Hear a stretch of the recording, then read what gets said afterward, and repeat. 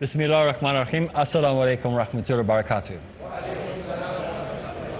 Today we're having one of those cheerful days. We're excited and we're ready to go into the study of looking into how we can be more effective in doing Dawah Ilallah, calling people to submit to Allah. Using different aspects of studying the comparative sciences to make it effective for us in calling people, or making our Dawah effective in calling people to submit to God. Many times when we speak to people about Islam, they have many misconceptions about Islam. And in my community that I work in South Africa, and those people in Germany as well, a lot of Germans have the same issue. And those who are in India have this issue as well. And that is, why is it that you Muslims are anti-vegetarian? Why do you people project this idea of, eating meat? You disrespect vegetarians, you don't like the idea of a person being a vegetarian. This is nonsense. There is nowhere that Muslims say that you cannot be a vegetarian. You're welcome to be a vegetarian. You're welcome to eat nuts for the rest of your life and never eat anything else. You're welcome to be a fruitarian, or if there is such a word. Just eat fruit for the rest of your life. I myself am not a meat eater. So you are quite welcome to do whatever you like, as long as it is not breaking the Sharia. So there are certain things that we are not permitted to eat, certain things we are not permitted to drink. Other than that, you have the freedom of choice. You can make that decision up for yourself. So there are a great number of Muslims throughout the world who are health conscious. Many Muslims, especially in Germany, Africa, in India, people are very conscious of what they put into their bodies. Other countries in the world, they like to eat meat for breakfast, lunch, and supper. They have meat with their meat. Some people have vegetables with their meat. They like to have meat with their meat. In South Africa, who are known as the Afrikaans people, these are the people from Dutch or French descent. And they will have 4 different meats on their plate with no vegetables anywhere to be seen. They're quite happy to be carnivores. There's nothing wrong with that. If they want to do that, you keep eating that meat. Good luck with the cholesterol levels. But you can do whatever you like, as long as you're not doing things that are against and what are not permissible in Islam. For example, we don't eat pork. We don't eat things that eat other things. So we're not going to go and eat a lion or a tiger or a leopard or a cheetah, because that thing is already eating something else. And that thing won't be the nicest thing to eat, I can promise you. We don't eat crocodiles. We don't eat alligators.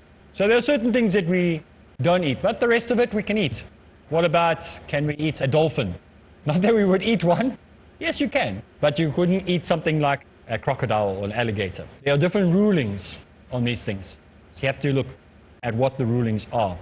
But if you want to be a vegetarian, there's no problem with that. So this is a misconception that often people have about Islam, that Islam only promotes meat eating. You're welcome to have your pizza without any meat on. You can do whatever you feel like, as long as it doesn't break the rules. But many of these vegetarians will say, but you guys are inhumane on the way you treat animals. Because you eat meat, you're inhumane way. Now, like I said to you before, I don't eat meat. If I come to your house and you offer me chicken, I'll eat it.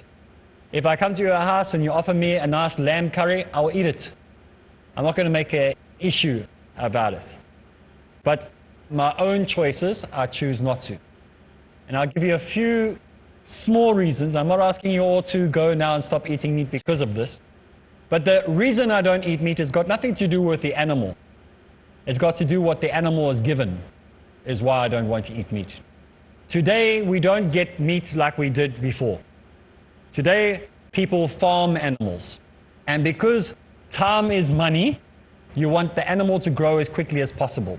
So along comes the vet, and he gives an injection to the animal, quite often, called growth hormones. Helps it grow faster. Steroids is sometimes better known. And those steroids remain in the meat no matter what happens. So when you're eating your nice little steak, or you're eating your mutton curry, or whatever it is, you're also eating all the steroids that were put into that animal, which will affect your biology.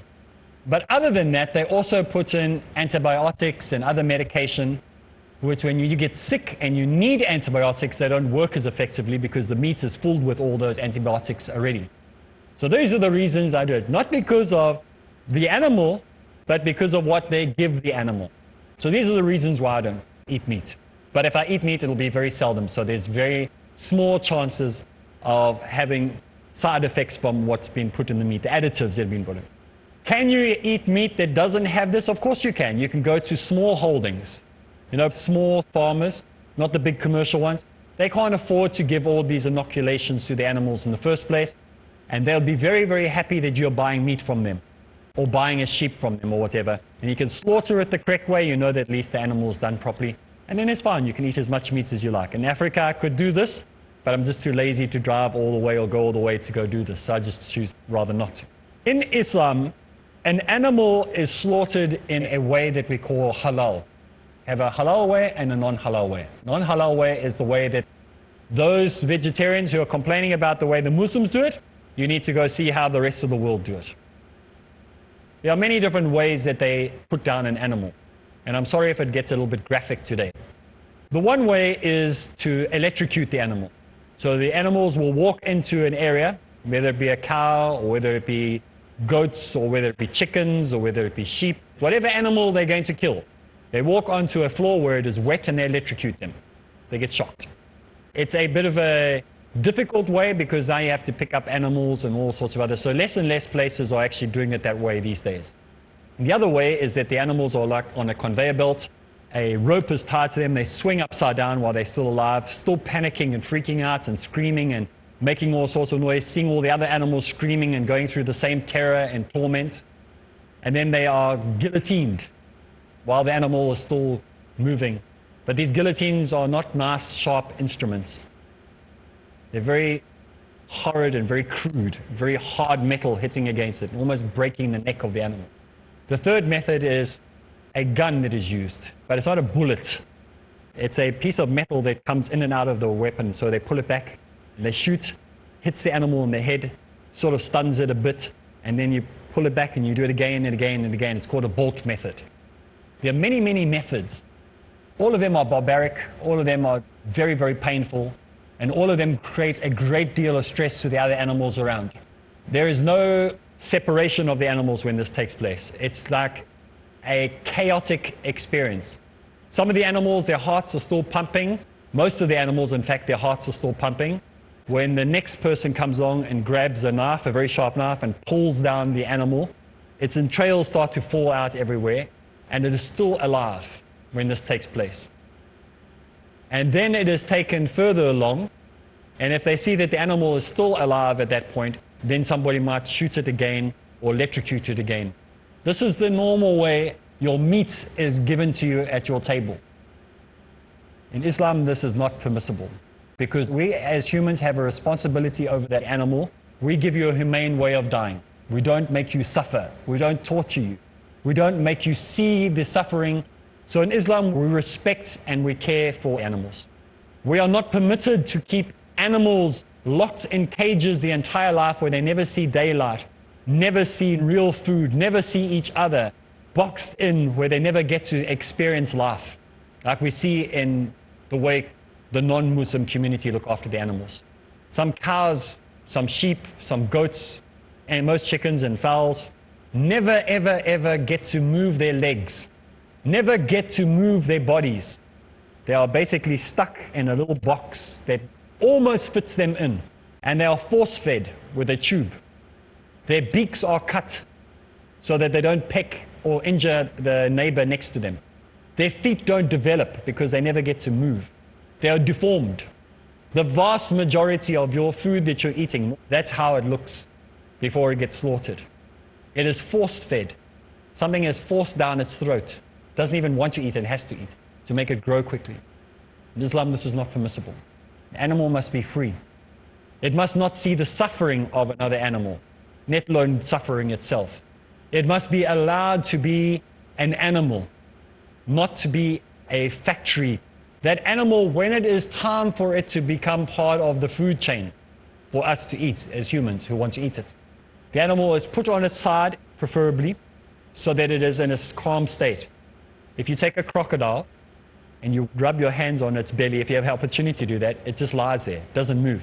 Won't try and attack you, won't try and snap you. You can open its jaw and put your head inside its mouth and it won't do anything. because it goes into like a trance. You've seen things where people are doing that with chickens. Seen it on YouTube and things like that, where they take a chicken, they turn it upside and put it there, and it looks like the person's hypnotized it. But when you put an animal on its side or on its back, it goes into what looks like a trance. It looks like it's totally relaxed. This is not a trick. This is just the way Allah has created this animal to be at its most passive state. We're going to take a break. When we get back, we will continue with this, inshallah.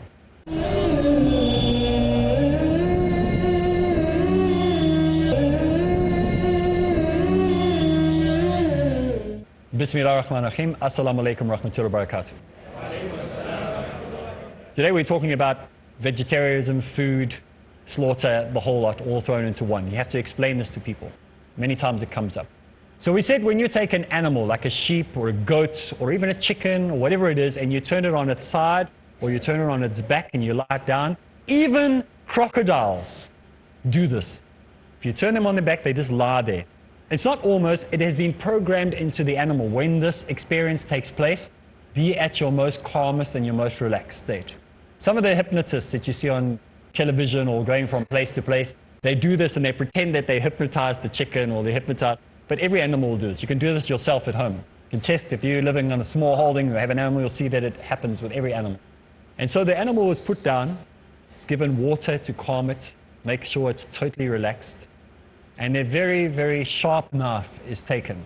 This knife has to be prepared in a special way. It can't just be some knife that you bought in the corner shop. It has to be a proper slaughtering knife. That if you had to take that knife and you just had to touch your finger, you would feel the cut. It must be very, very sharp. And one swift action, the animal is bled. And the blood comes out so fast that less than 2, 3, or 4 seconds it becomes unconscious. Often we see in society, to give you an example of how we know this is so effective. There's been scientific experiments done with this. YouTube is full of the scientific experiments to show you that this is the most humane way. But let's say that you're not interested in the scientific method. You want proof from a human point of view. You're looking at it from a human perspective. And you're not interested in what science has to say about all the proofs that they might have scientifically. You might be one of those hard people that don't want to listen to science. It's fine. One of the favorite ways that human beings like to commit suicide is hanging themselves. Do you know that? Not slitting your wrists, shooting yourself, hanging yourself. You ever wondered why? I mean, it seems like the worst way to commit suicide. But what happens when somebody hangs themselves is your jugular veins are here. When the rope pushes, it closes off the blood circulation to the brain. And you pass out long before, you lose consciousness long before you even begin to choke. Within 5 or 6 seconds, you lose consciousness, and so you faint. And then you choke to death. You stop getting oxygen in, but you're no longer conscious of that. So that's why it's the preferred method. That's why millions of people in many cultures in the world find that a better method. Now, we're not saying anyone go do that. But we're saying that the logic behind it is the same logic that Muslims have with the animal. We don't shoot the animal because most people who have tried to kill themselves by shooting themselves don't get it right. 9 out of 10 suicide attempts with a gun fail. And what happens is they're left with a disfigured body, nose blown off, cheekbone taken out. I told you it's going to be graphic. When we look at people slitting their wrist, how many have been successful? Very few. People taking overdoses, very few. People electrocuting themselves, very few.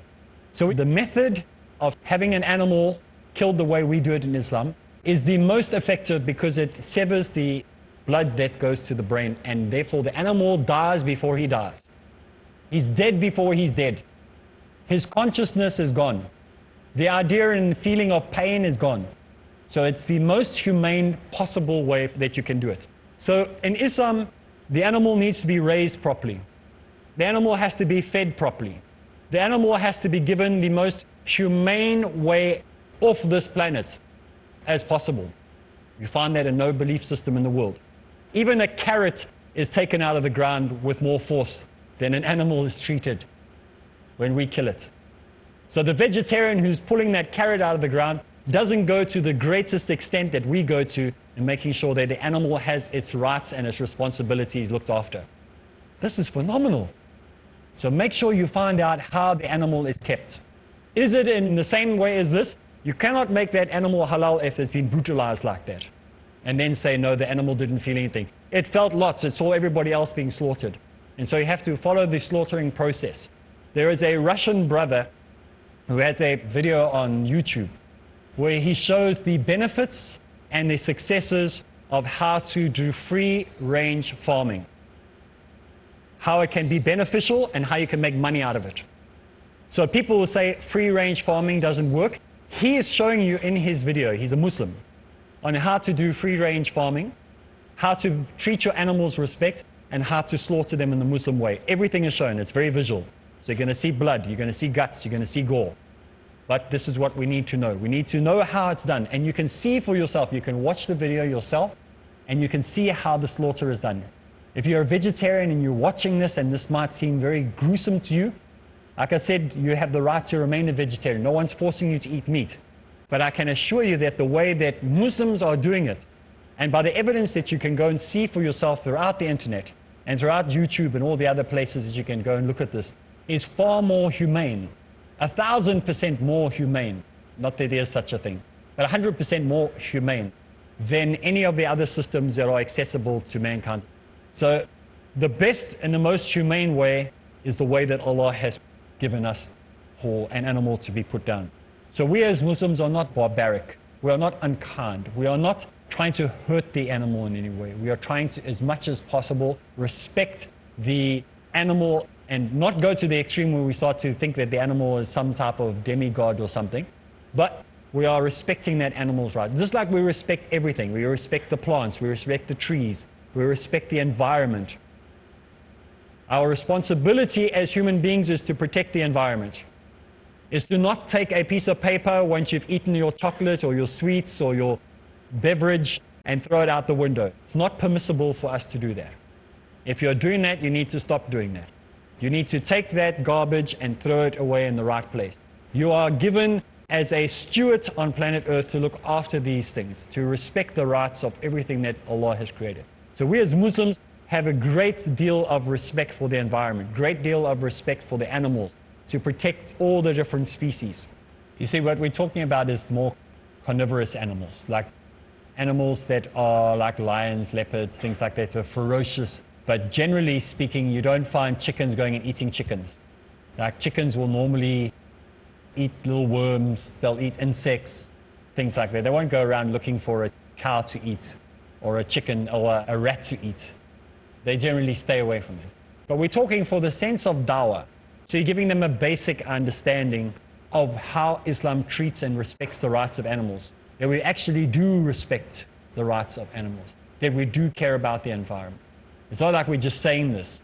We actually do. And I'm so happy and so pleased that many of our Muslim brothers and sisters who own farms and own these animal breeding colonies, they are very, very good with animals. Generally speaking, 90% of them are really good, and they follow the Sharia on how to raise animals, how to feed animals, and how to slaughter animals. But there are some people who are just in for the money. Everybody's in for the money if you're a farmer. That's why you're doing it. But some people go beyond the rulings and they think that it's okay to hurt the animal, injure the animal, and maim the animal, and then think you, just by slaughtering it in the name of Allah, that it's acceptable. It's not just the way it is killed, it's also the way it's treated, that it doesn't go through pain and suffering. So this is what we have to understand. So inshallah, hopefully that answered some of your questions. Well, that's all the time we have for today's program. Do more research on the topic. I'm not the beginning and end all of this. You need to go do more homework, research it, and find out more about how we as Muslims are supposed to treat animals. So that's all the time we have for today's show, so make sure you join us again. So for me, Areeb Islam, Assalamu alaikum wa rahmatullahi wa barakatuh.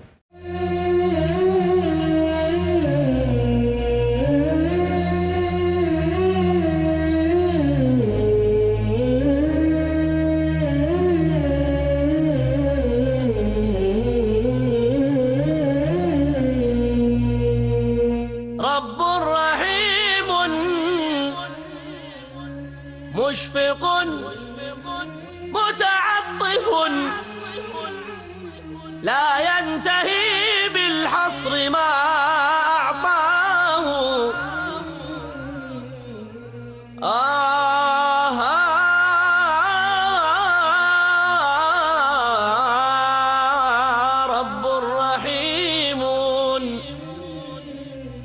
مشفق متعطش